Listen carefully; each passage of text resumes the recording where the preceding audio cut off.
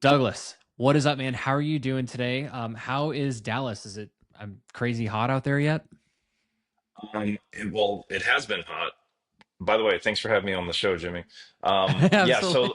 so I've been here for a couple weeks now, and I'm actually going back to San Diego right after we're done here. So it has been pretty hot, but actually it's stormy and raining outside, so hopefully I don't get grounded. The crazy Oh Dallas yeah, weather. yeah, man. There's been crazy stuff with Texas. I don't think in Dallas, but like in North Texas, they can have weird Mhm. stuff like this time of year where like snow flies in. So Yeah. Texas is crazy weird with weather and stuff like that. But hey, I appreciate you coming on to the show. Thanks for saying yes to me and saying yes to Kevin who linked us up. Today, actually, I want to have some really like uncovering and discovering questions and conversations about you and who you are, so people can get a better idea of like who you are, what you do, and what you do in order to go out and like better the lives of people and your customers and your company and all the different like touch points that you have with other humans out there. Mhm. So this show is called Better Humans, and the reason why I call it Better Humans is because I believe that humans should be left better than we found them. One of the ways that we do that is through entrepreneurship. I think that entrepreneurship is the greatest form of personal development that we can have. And our businesses are the ways that we reach out to others and better their lives through impact, through mutual benefit, shared values, just things like that. So that's why I built this podcast, is to give people like us a platform to kind of like show what we're doing in order to build a better humanity. Amazing. Absolutely, man. So I've got a ton of questions for you, but the very first thing that I was actually interested in hearing about Mhm. was the steakhouse you went to recently. So we've got a mutual friend, Eddie, right? And so Mhm. you guys went out to dinner, and I, of course, was sitting there, like saw the photos, had huge FOMO, and was like, "Oh my God, they're all getting steaks!" And like, so what I want to know is, how was the dinner, and then also, what cut did you get, and what temperature? Yeah, man. Eddie Malouf, he's a really good friend of mine. We Hmm. we do a lot of business together as well. So uh, it's funny. So like I told you, I've been in Dallas for the last 2 weeks visiting my wife's family, and we were supposed to fly out a week ago. And then I was on the phone with Eddie, and he's like, "Man, are you not staying in town? Like Expert Summit's going on. Onyx Segal's got his thing." And I'm like, "Oh my gosh, I completely forgot. I was supposed to sponsor his event." So I called him up and called his team, and they're like, "Dude, the spots are gone, but come through for the event." So, all good. So, yeah. There's a lot of people in town for Onyx event. He had a mastermind, he had a Right. summit going on. So, Yeah. Eddie was like, "Dude, let's co-host a dinner." So we co-hosted a dinner. We, posted on social media, "Hey, you got to Eddie and I are hosting this dinner. It's going to be on Tuesday night. You got to make 8 figures to be at the dinner. We're checking proof of income. Send us a DM now." So yeah, I mean, so we end up getting like 20 something people that were Yeah. in the Dallas area that were all, big players making massive impacts in their businesses as well. So yeah, it was an incredible table. And it's funny because I actually knew. So we went to go to Nick and Sam's. So Nick and Sam's is a one of one, super high end steakhouse here in Dallas. Highly recommend you go there if you're ever there. What's interesting about them is they actually get all of their cuts of meat from Chicago, and the butchery in Chicago only accepts basically the top 1% of all the meat in the world. And so top 1% of all the meat passes through this butchery in Chicago, and that's where Nick and Sam's gets their cuts Right. from. So I'm like, wow, that's interesting. That's pretty cool, right? Um, Another fun story about this is too, I was in Dallas about 3 weeks ago, and I had dinner with a friend at Catch in Dallas, which is across the street, and the some guy was sitting next to us, and we just started talking, and he ended up being the general manager of Nick and Sam's. So we made friends with him. So he basically gave us like the best table right down smack in the middle of the restaurant. Ended up hooking us up with like no minimums, even though we spent a lot of money Sure. there. Yeah. But yeah, man, it was really cool. The servers come around and they have a whole tray of all the cuts of meat and they're just Hmm. displaying it, and Yeah. this massive crab. Like it was just a beautiful presentation. So I think Nick and Sam's was created in the 1940s, 1950s. I could be wrong, but they've been around for a long time. So incredible restaurant. And to answer your question, I ended up getting the cowboy steak, the ribeye. So Cowboy it's 20 ribeye, dude. Oh, cowboy ribeye, 22 ounces, beautiful marble cut. Oh my gosh, it melts in your mouth. It was so good, man. that's so good. Are you medium rare or are you medium? Don't say well. If you say well, I got to hang up I'm the call right now. no, I'm definitely a medium guy. I think Okay, good. medium is good. Medium rare, I don't know how some guys do it. That's a little too bloody for me, but medium Yeah. well feels like it's starting to get too cooked. Like, it's Hmm. not as juicy, Yeah. right? So I'm right in the Right. middle of it. Well, I got some friends who do like they'll take it blue in the middle, and I'm like, what? That's it's alive still. Like you can't do that. Mm, But I love a good medium rare. I'll take medium as well. Like a yeah. little bit of yeah. But dude, I'm super jealous.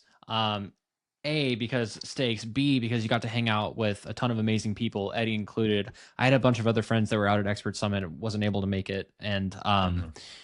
they everyone says they had an amazing time. It's just like really really good people, really great businesses all getting together, all centered around like lifting each other up, empowering each other, like presenting amazing info, leveraging all the best relationships you can get in the industry. So it was really awesome. I'm really glad.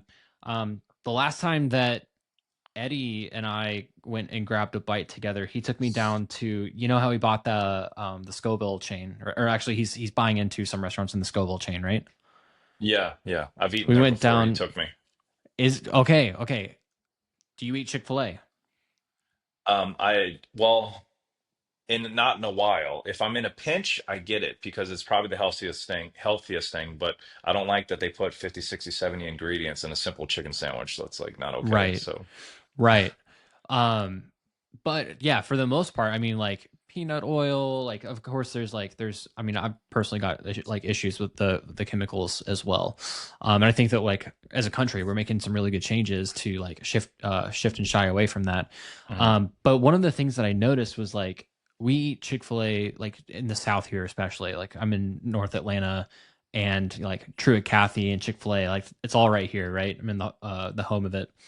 Um, but when I took a bite out of like the sandwich that Eddie had been like tampering with the recipe and like adjusting it and upgrading it and Mhm. everything, and I was like, why there's all this like flavor and stuff, but I tasted the chicken first.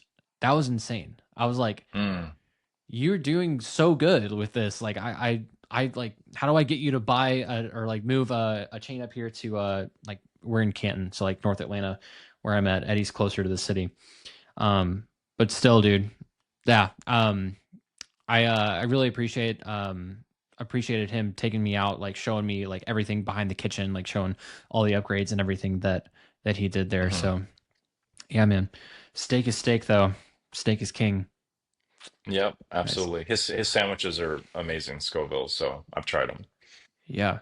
So you're leaving Expert Summit. You ended up going there, just like taking the extra week, spending time with people. What was some of the biggest takeaways that you had while you have been at Expert Summit, or maybe even some of the like new or like relationships that you have already you got to like tighten up and everything? Like what was some of the best parts of being at Expert Summit this week? Yes, certainly.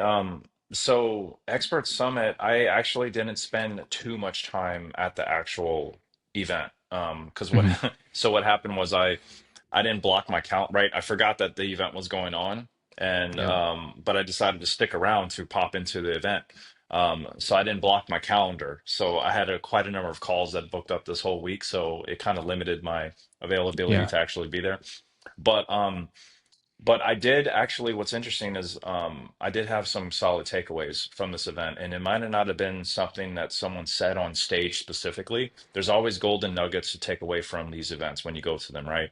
Yeah. Um, but for me, the biggest takeaway is just realizing how important the relationships that I have are, right? And building new relationships and networking and, generating a community of people around you.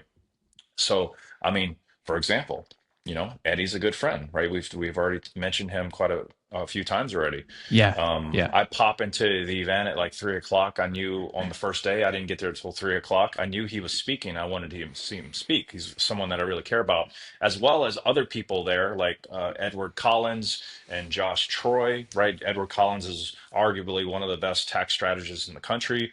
Josh Troy is arguably one of the best sales outsource sales agencies and thought leaders in the sales space right now, that's like low key but doing it at a really high level for some of the biggest brands, right? So these are my friends that I wanted to see speak, so I got to see all of them. But I go up there and I'm watching Eddie speak, and because I've built so much goodwill in my relationship with him, and have made such impact on him and his clients with my software company. Sure enough, he's like, "Where's Douglas James?" As he's on stage, and I stand up, and there's like hundreds of people looking at me now, and he's like, "Dude, this guy's software, you have to buy it. It does this XYZ. You know how much money they have right when they opt into your funnel. You know exactly what their credit is. You know how much more money you can raise them. You know their income, their debt to income ratio. You know all these things." Um, and everyone's like, "Whoa, we gotta go talk." So then Eddie Yeah. gets off stage. Eddie gets off stage. There's a little bit of a break, and now I have a couple dozen people around me trying to have a conversation with Eddie there as well. So it just and then outside of that, the dinners we hosted. Last night I had dinner with Christine Morel, who's the girl Mhm. that makes funny ads in Russell Brunson's community that you Yeah. probably know, Yeah. Yeah. Yeah. and yeah, and Edward Collins, and just some amazing people. So I'm just finding, like, you go to conferences to pick up, a 1% golden nugget here and there. You take it back to implement.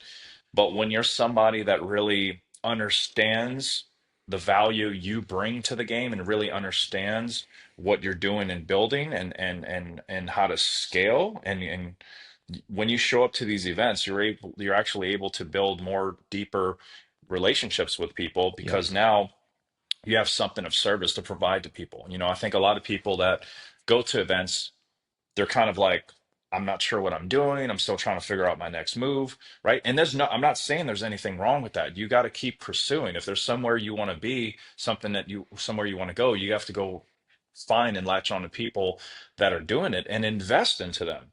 Right. Um, but there comes a point where, uh, if you're making enough impact, you start to really, and you do enough goodwill and help other people change their life, change their businesses, make more money, whatever the case is, feed homeless people, build schools for kids, whatever the thing is. You start to realize your network and your influence exponentially grows, and the people at the higher that you might aspire and look up to, like that write books, that speaks on stages, now become your friends, right? So it's like a new circle that you get a part of. I've been a part of this journey. Like, I was the guy in the crowd 10 years ago, 11 years ago, when I first started. Now I'm the guy making an impact. Now I'm the guy that people come to, when they need help with XYZ. So it's a with greater responsibility comes a greater purpose, greater impact comes greater responsibility, right? So it's a really Yeah. cool position to be in. But to answer your question, yeah, the biggest takeaway for me is just tripling down on my friends, tripling down on supporting them, tripling down on providing as much value as I can to other people, right? So there's a quote, back when I first started this whole journey. I started in the military. I was in the Navy for 10 years. Then I found digital marketing. And when I was discovering digital marketing, I started to listen to people like Tony Robbins, Zig Ziglar, a lot of these, big tycoons. And I just remember reading a quote, and the quote was, "Help enough other people get what they want, you'll have all you want in life." Right. So Right. I excelled really fast in my military career, and then I excelled really fast in business, um, and made it in long term, because I was obsessed with helping other people win. So I think that is kind of like the mindset shift that I think a lot of people need to make, because we're so selfish at heart. Yeah. Like, it's Yeah. me, my money, my opportunity, what's in it for me. Well, as soon as you figure out that that's not the approach, and the approach really is what's in it for them, that's when you have tons of growth, right? My good friend Joe Polish, um, he runs Genius Network out of Scottsdale. He's been doing it for many, many years. Yeah. He wrote a book literally called "What's in It for Them." I highly recommend everyone listen to me right now. Go get that book because that will help you shift your paradigm around how you think about money and relationships, right? So Hmm. that was my biggest takeaway. Nice. Man, I couldn't agree with you more on that. It was I've had an agency for say like 6, almost 7 years now. And for the longest Mhm. time, I kind of like I just dabbled with it. It was like as projects came along, or like people tapped me on the shoulder, like, "Hey, like you know the software, you know digital marketing, you know how to like build sales conversion processes really really well." I would just help people kind of like as they came along, and it wasn't until I started getting into rooms with people where it's like they're playing a different game. They're playing a much bigger game than I was originally anticipating. Um, but like it started to shift everything. You start to learn things like that where it's like it doesn't matter who you are or what you do. You need to be able to identify how can you contribute to the not just the people in the room, but like their immediate circles. How do you contribute to a niche or an industry? Like what can you give? How do you add value into the marketplace? And that's when everything shifted for me. It's like Mhm. my we 10x the agency just in the last year, from doing like deals here and there to now like being able to really drive impact in a lot of Mhm. businesses. Like we focus on impact driven businesses as well, because that's something that I'm very passionate about. After reading Simon Sinek's Start with Why, I was like, okay, why? We help people. Like I help people. Therefore, my business must help people. Therefore, the Mhm. businesses that I serve must help people. Right? Like, so you start to recognize those kinds of patterns and the the circles and rooms that you get inside of. It's like, man, if you just show up, give it your all, like be 100% of who you need to be in that room and help. Like it all comes back to you. 100%. Yeah. It's seeding. You plant a seed, you water it, it grows. ATM machine, you can't make a withdrawal without making a deposit first. You got to make deposits so you can make withdrawals later. So it's the same thing with relationships. Huh. I know. I've heard a lot of sayings. I've actually never heard that, but it absolutely makes sense. Like you have to put the Hmm. money in the account before you can take it back out. Yeah. Huh. Wild. Very cool. Okay, so you had mentioned a little bit of it and described a little bit of it as we were passing along through some of your stories about Expert Summit. But I actually had a question for you about LeadFi, and that software business. You're very passionate about it. Like you mentioned something earlier as we were kind of like getting started on our call that it's software that you discovered, and a lot of people don't position it that way. Most people say I built this software. Sorry, I built this software. I created this software. I hired a team to build this software, Hmm. developed it. But you said I discovered it, and I actually words like that really really matter to me when I Hmm. catch them. I really want to know what you mean by certain things like that. So can you pop open the hood? Like, how's LeadFi doing? What's going on with that business? And then tell me what you mean by you discovered the software. Yeah. Yeah. Yeah. That's interesting. Yeah. I mean, yeah. So LeadFi.ai is it's my software, like you said, that I discovered, and I discovered it through personal trauma and PTSD. Because because of what it does, it solves a significant problem in the online marketing, coaching, high ticket sales space. Um, by basically helping you know the exact buying power of the people that are saying, "Hey, I'm interested in getting your PDF or booking a call on your calendar," or whatever the case is, right? Yeah. So I'll back this story up a little bit. So, like I said, I was in the Navy for 10 years. About 4 years before I got out the military, I discovered digital marketing, right? So I went on this deployment to Papua New Guinea, Fiji, and the Philippines. We were literally like building schools for kids. We were rendering medical help to all of these different countries that are really third world. You go there, people don't have a lot of clothes on. They may be barefoot, right? They're looking at you like we're aliens, like what in our Yeah. uniforms, right? Yeah. So, and needless to say, it was literally some of the best work I've personally ever done, like as a human being. right? So when I got back from that deployment, I had made E6, right? E6 is like a high level supervisor position, my rank, and I made that in 5 years when it takes the average person 12 years. So that just goes to show you, right? Help enough other people get what they want, you'll get what you want in life. So the reason why I made rank so fast is because everything that I did in my career, I took junior sailors and I took people with me. I said, "Hey, I'm putting on this event, I'm taking on this task.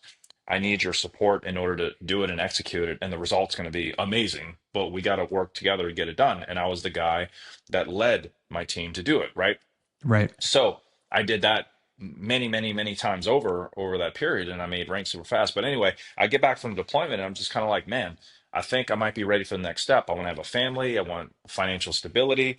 Actually, at the time, I was around $30,000 in debt, and I wanted to, marry my girlfriend at the time, have kids, and kind of do the whole thing, but also maybe consider what does life look like outside the military or outside my day job with which is what a lot of people, eventually come to terms with, especially if they're listening to your show. They had that aha moment. It's like, man, I don't necessarily want to do this for the rest of my life. I need to try to find an alternative income stream and maybe work from home or do something on my laptop or whatever. So that was me, right? And I found digital marketing. I got into lead generation. I started basically learning how to, run Facebook ads, Google ads for a bunch of businesses, local brick and mortar businesses. And I found a lot of success in that, made a lot of money. And then all of a sudden, what happens when you make money? People are like, dude, how are you making money? Right? Yeah. So, Right. Yeah. one of my mentors, his name's Randy Massengale. Randy Massengale was the senior advisor to Bill Gates. And he told me that, hey, there's two tyrants of leadership. There's scrutiny and expectations. So whenever you succeed and whenever you try to do something to better yourself, right? You say, "Hey, I'm going to start a business," right? People will scrutinize you, say, "Hey, that's a dumb idea. Go back to your day job. You're not going to make it. You're not going to be successful," right? Your spouse could be doing the same thing, right? But then when you make it and you start to make money and you start to have success, what do? They start to expect things from you. Hey, can you teach me how to do that too? Hey, can I borrow some money? Right.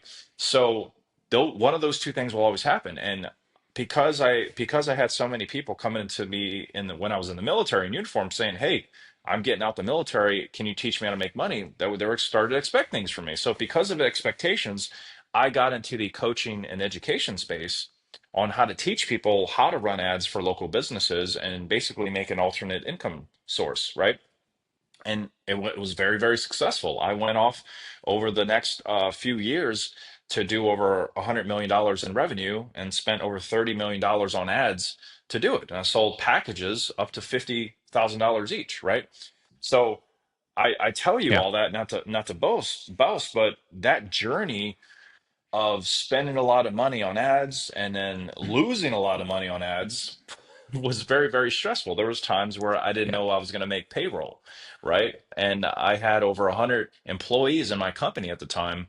And, it's not 100 employees or 100 contractors or 100 partners or whatever. It's 100 families. These are moms Yeah. and dads trying to feed their kids and take care of their Yeah. family. So if I don't make payroll, someone's kids aren't going to eat tonight, right? So that's kind of how was my mind frame. So there was a lot of pressure, a lot of stress. Even though we did big numbers and we were profitable in the grand scheme, I just remember because we were selling such high ticket, I would have to look at my P&L over a quarter rather than just monthly, because month one could be bad. Month two could be even worse. But then month three is boom, this massive Yeah. spike. And then it made the whole quarter profitable. So we're like, cool. But there was this one point where like quarter one down, month four down, month five down. And I was like, oh my gosh, this is like not okay. And we're talking about literally hundreds of thousands and millions of dollars going out for advertising, payroll, technology, contractors, all you name it, right? So it was about a year, just over a year ago from when we're doing this podcast right now. Um, I literally got fed up with it. I'm like, man, because what happened was the marketing team was optimizing campaigns based off of SQL or qualified leads or non-qualified leads. And the way we would mark someone qualified is what did they put into the income block on the application before they booked a call. So we would say, hey, what do you do for a living? Or what's your income, right? So And for but they're them, saying something like up here though, right? They're like, oh, it's like plenty of money, and then like then they get to the call and they can't afford it, right? Is that basically? exactly. So people with Yeah. money don't want you to know they have it. People without it want you to think they do have it, right? So marketing team would always say, hey, campaigns are great. These are all sales qualified. Sales team would say, no, the leads are broke. There's a marketing problem. So there was always that going back and forth. And I'm just like, I wish I can just know the exact buying power of every single lead the second they give me their phone number and their email and their name. Is that possible? So the answer at that time was no, right? And the only way you can know what someone's true credit or finances or assets look like is if you actually do a soft credit pull with Right. Experian or Equifax or TransUnion, right? So I ended up meeting my partner Eric at around that time, and he was formulating technology similar to what I was trying to do, but he wasn't implemented it necessarily in the high ticket coaching space to sell high ticket products and services in this industry, right? So I came in, we basically ended up partnering and merging our companies together because I had a solution that I was working on, and he basically helped me supercharge it, and then I gave him the exact use cases, and we built the exact use cases on how to implement this technology in the marketing and sales online space, right? What was he So developing it for originally? he was developing originally for like mortgage or finance, right? Yeah. Not Yeah. necessarily to know if somebody is financially qualified for a high ticket, right? Hmm. Um, or right. So we created the company LeadFi, right? So I created LeadFi, and he's kind of like my Wizard of Oz in the back end. He has more interest of like doing mortgage stuff. I'm kind of the guy running the online coaching and marketing industry, right? But basically, when somebody opts into your website using LeadFi, all I need is their name, email, and phone number, and then I'm able to give you their exact credit score. I give you exactly how much money they can spend on their credit cards right now in their wallet. I give you their annual income, and then I tell you their debt to income ratio. And then we have 15 years of underwriting experience with Eric, and also a 15-year relationship with the credit bureaus, right? So we take all that data from the report and we underwrite pre-approvals for different funding and financing solutions, right? So now through the Hmm. API, you know exactly how much money someone can spend and how much more money you can raise them to afford your high ticket product or service. So that sounds super cool, right? But here's what's really cool is I understand the industry of running ads and doing high ticket sales because of my experience, right? So what we did was I took the technology, I took that data, and I injected it right into the sales funnel real time. So when somebody opts in, they go to your VSL, your webinar, your low ticket purchase thank you page, and you Yep. can put a button on that page, right, to let them book a call or not book a call, right? So when they click the button, it's dynamic. So if they're qualified for high ticket, when they click the button, they'll be allowed to book a call. Let's say you want them to have access to 10 grand or more. Boom, they're qualified. They click the button, they can book a call. If they got anything less than 10K, when they click that button, they get immediately redirected to an alternate journey that could be like a low ticket offer or something else, Right.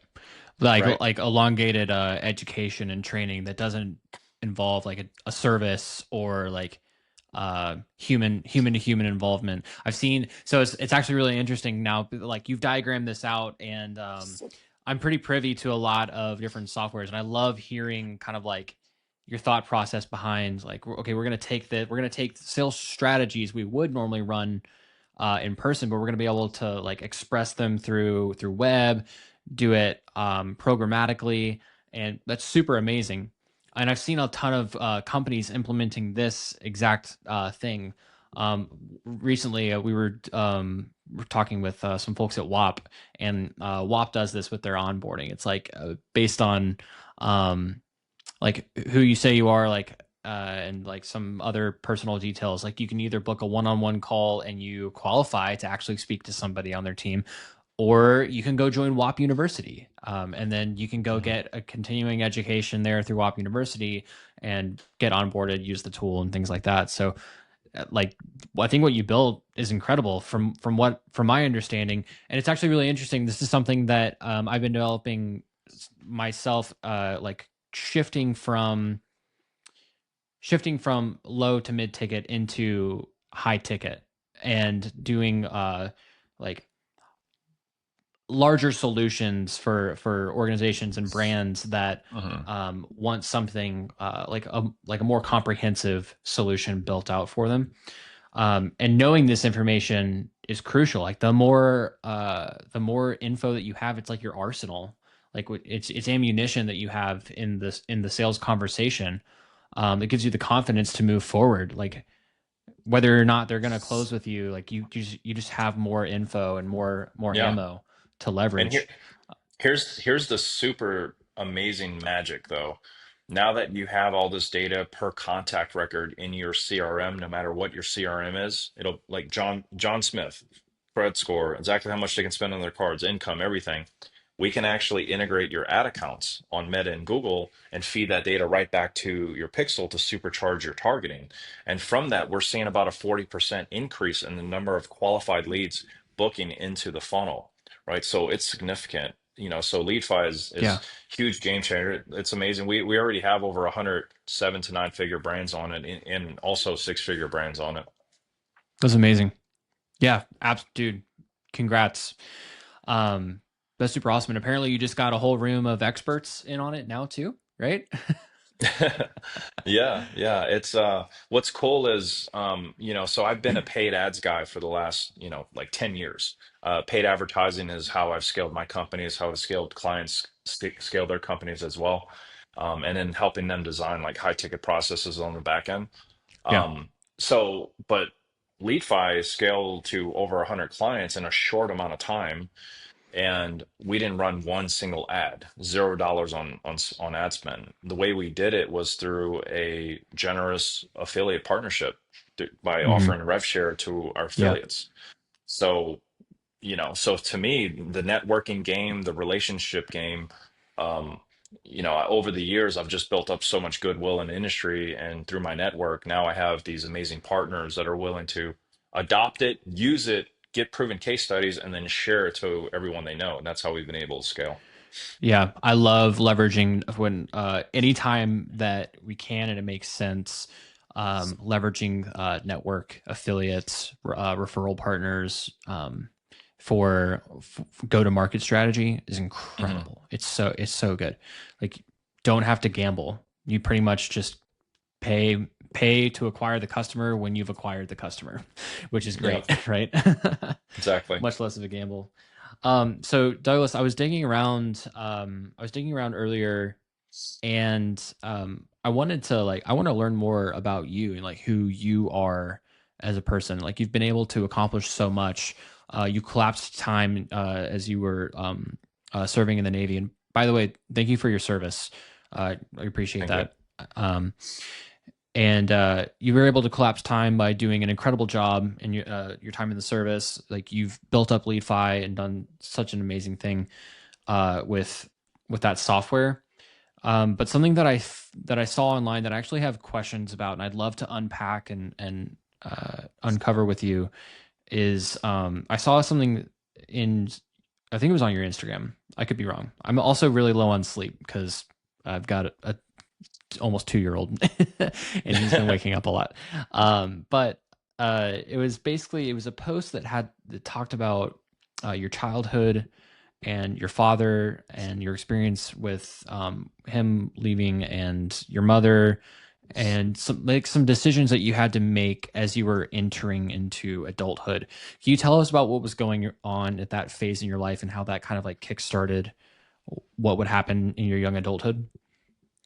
Yeah, absolutely. Thanks for asking.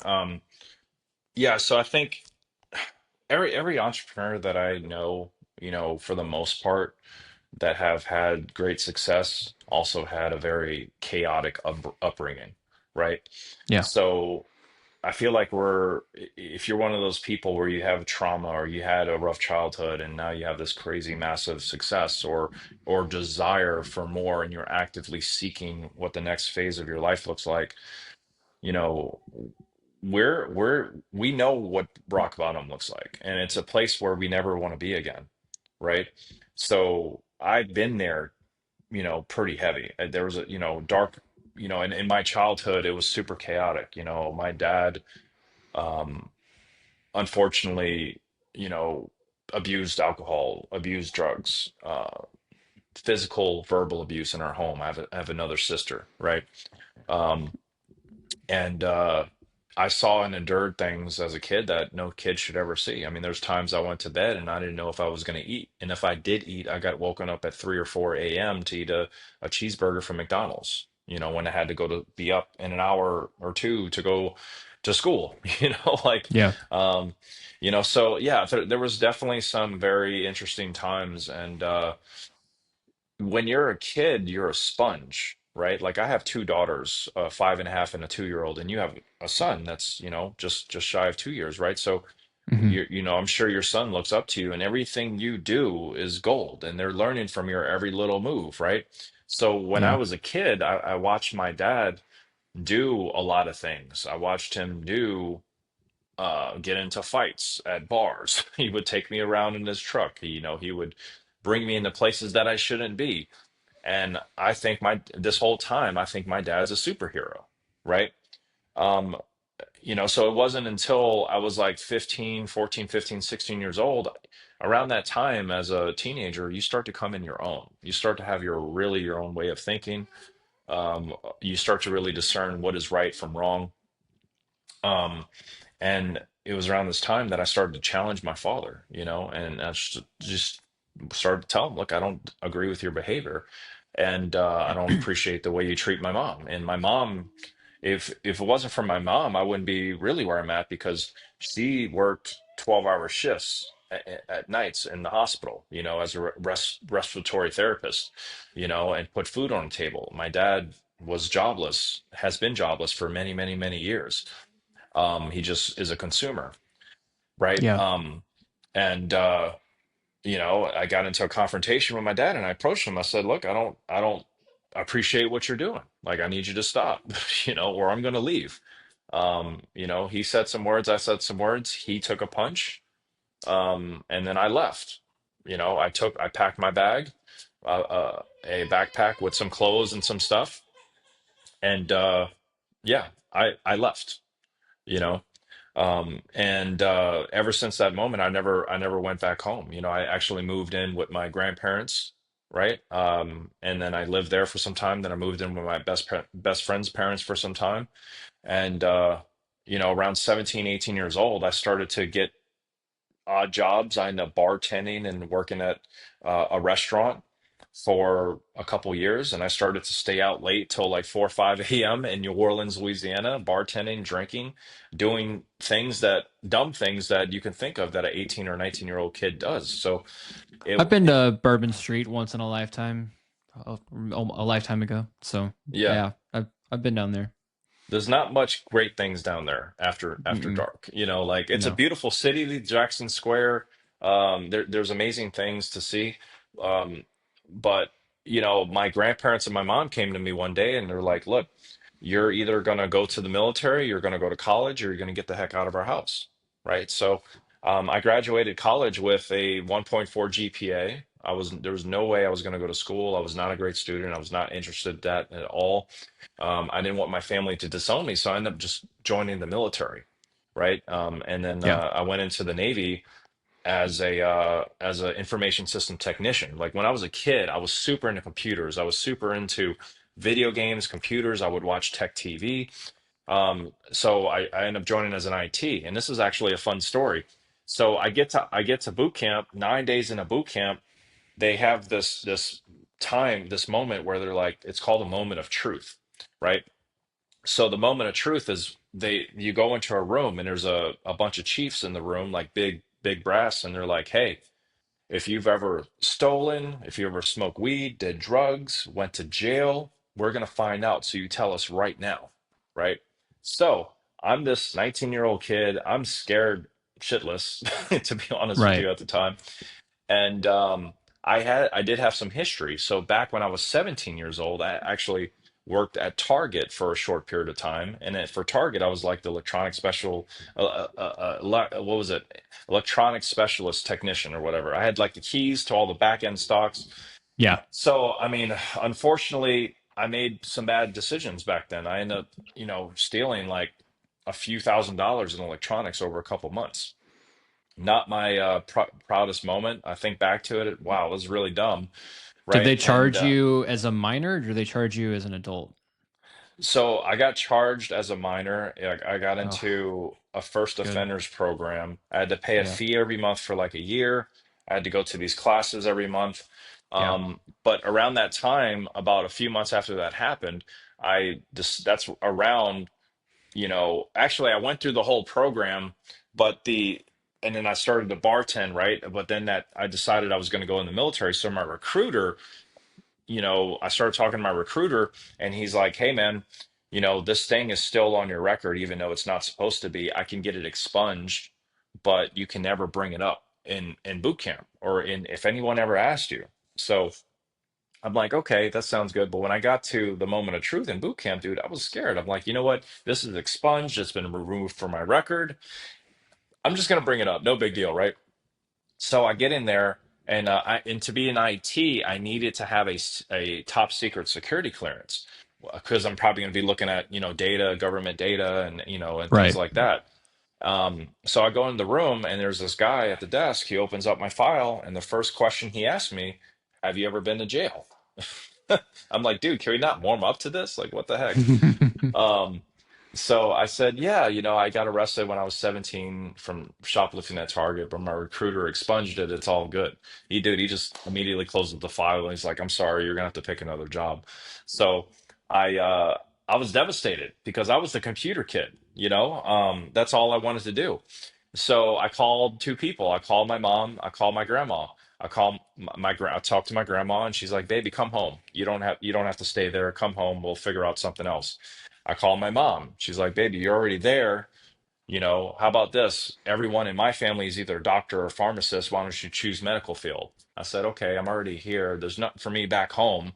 So I ended up becoming a corpsman in the medical field. So I became a corpsman, Okay. and that's you know where I served, and that's kind of like the story of kind of how I came over that. But I mean, to wrap this story up, the military really instills those traits and characteristics of discipline, integrity, respect for one another, for other people. I mean, they teach Yeah. you how to fold your laundry, make your bed, give you all the things that a young kid should have. And unfortunately, a lot of the skills that I got in boot camp, there's a lot of 40 and 50-year-olds right now walking around this earth that still haven't figured it out, that have gone Hmm. through midlife crisis, that are struggling right now, Yeah. So I am very fortunate to have gotten that experience, but that doesn't mean I'm perfect.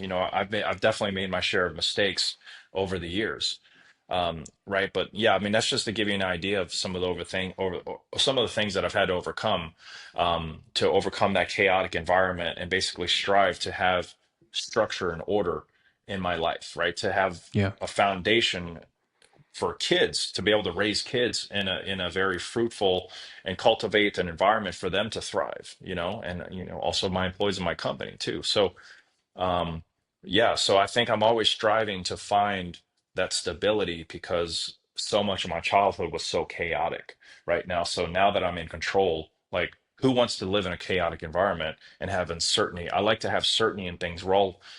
Humans were designed to want certainty. Like if there's things we're uncertain about, half circle, if it's open like this, we want to go fill that Yeah. space with the next thing that might serve us to get certainty. But you go make a Google search or find some information or ask your friend.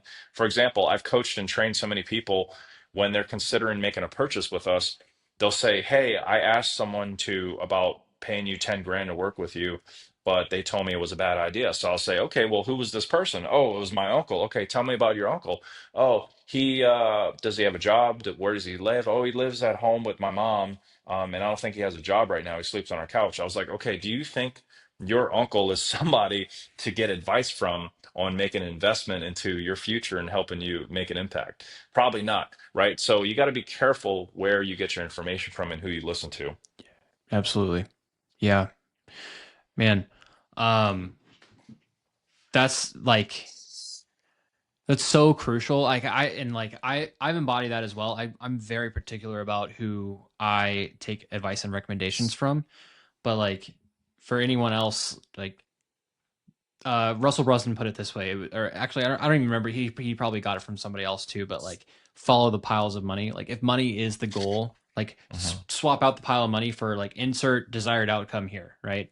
Someone else has a Rolex. Like, ask them how they got it, right? Like, Hmm. what built them up to getting that desired outcome and follow that path. Like, it's actually, success is way simpler than a lot of people make it out to be. And I had one other thing. You were talking about wanting certainty versus wanting chaos. It actually gets really interesting. I don't know if you've read Dan Martell's book, Buy Back Your Time, but he talks about entrepreneurs. They get to a certain level and then they want to like essentially pull the pin on the grenade, throw it in the room, and see what happens. They'll make decisions like, what if we also offered this service, or what if we like swapped our brand to do this, or started Hmm. targeting this clientele? And it's like, wait, you could scale so much, 5 or 6 times higher, if you kept doing what you're doing and followed the Hmm. path. But you want to pull the pin on the grenade because you're an entrepreneur who's addicted to chaos. And a lot of times these entrepreneurs, they feel like the chaos and is the certainty. It's like, as long as things are shooken up and like unsteady, that's what I'm familiar with most. So it's right or correct, when really you want your, like, you want business and operations and growth to be like programmatic, default, autopilot, steady, certain. Those are the kinds of businesses that we really want to have. So yeah, it's all of that is insane. I actually just looked at the clock. I just realized that we got to get you on a plane. Yeah. Well, So actually, well, check this out. I appreciate that, but I think what you just said is important, and I want to share this real quick. okay, for I sure. do think life is even though we strive to have stability, and it is fun to be in chaotic environments at times if it's controlled chaos, right? Hmm. Calculated risk, things of that nature. But I do feel like uh, there's always a balance between chaos and rigidity, right? So, so if I were to draw a straight line across the screen right now, right? And then at the top I put chaos, and at the bottom I put rigidity, right? You're always going to be bouncing between these two, and the middle is your baseline of stability, right? So when you first start your business, or you first get married, you first have kids, whatever it is, you first learn how to drive a car, right? You're Right. going to go through a period where you bounce really high on this chaotic spectrum, but then you come down, and when you get up there, you're like, whoa, this is too crazy, too chaotic. I need more stability. I need to bring down my baseline. So then you take less action, you pull back, you slow down a little bit, and then now you get the baseline. But what happens is you get comfortable, and then you come down to rigidity. Like, hey, nothing's going on. No sales calls are coming in, right? We need to pick up the speed here, right? So then you bounce all the way back up to find stability, and then you go a little bit towards the chaos again, and you're like, hey, it's getting too chaotic. So then Yeah. if I were to draw this out, it would start really high, go to chaos, rigidity, but then it would slowly come back down, and basically level out. And the leveling out could say, let's say your target is to make $1 million in a year. Well, it's going to be a very chaos. You're going to go through times of high chaos and rigidity, but what happens is over that year, hopefully you hit your goal, and at each point where you decide to switch back between chaos and rigidity, those are actually reference points where you can look back and say, "Hey, I've been here before. I've made this mistake," or "Hey, we Right. we have more experience to learn from this." So you're quicker to getting to a baseline where things aren't as chaotic and rigid, where you can have sustainability. But what happens when you hit that goal of 1 million? You say, "Hey, let's go for 10 million."